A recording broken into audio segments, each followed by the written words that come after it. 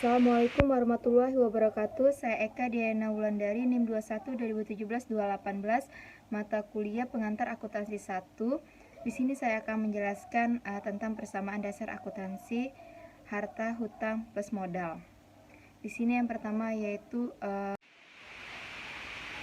akun harta.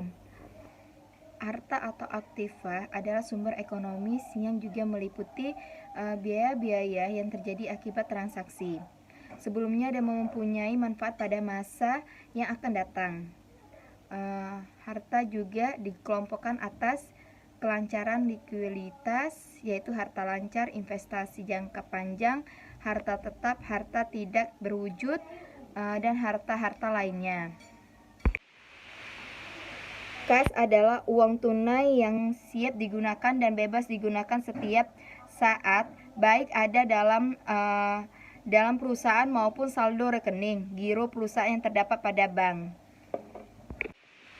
Kedua yaitu surat-surat berharga. Efek adalah surat-surat yang dimiliki perusahaan untuk diperjualbelikan, gunanya untuk memanfaatkan dana kas yang ada atau bank yang dipakai. Ketiga yaitu wesel. Wesel tagih adalah piutang yang diperkuat dengan promis. Keempat yaitu piutang. Piutang adalah tagihan pada pihak lain baik perorangan maupun badan usaha. Kelima, persediaan barang dagang adalah persediaan barang yang tersedia untuk dijual atau dalam perusahaan dagang, persediaan bahan baku, barang dalam proses, dan barang jadi atau dalam perusahaan manufaktur. Keenam yaitu perlengkapan. Perlengkapan adalah barang-barang yang digunakan yang sudah disediakan dalam perusahaan untuk kegiatan perusahaan dan diperkirakan habis dipakai dalam setahun. Misalnya perlengkapan kantor atau perlengkapan toko, biasanya juga disebut dengan bahan habis pakai. Ketujuh yaitu beban dibayar di muka, berarti biaya yang telah dibayar tetapi manfaat dari pembayaran belum diperoleh atau digunakan, seperti asuransi dibayar di muka, sewa dibayar di muka, dan iklan dibayar di muka.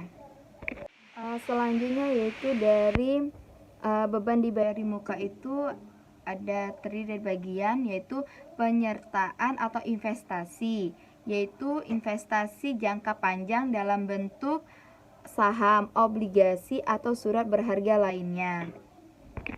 Selanjutnya harta tetap.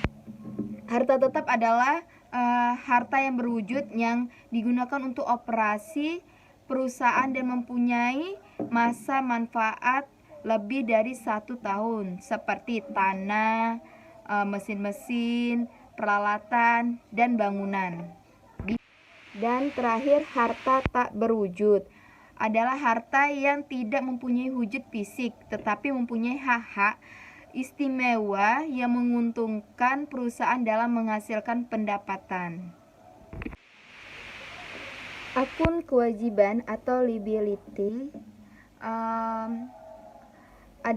kewajiban adalah pengorbanan ekonomis yang harus dilakukan oleh perusahaan pada masa yang akan datang sebagai kegiatan usaha.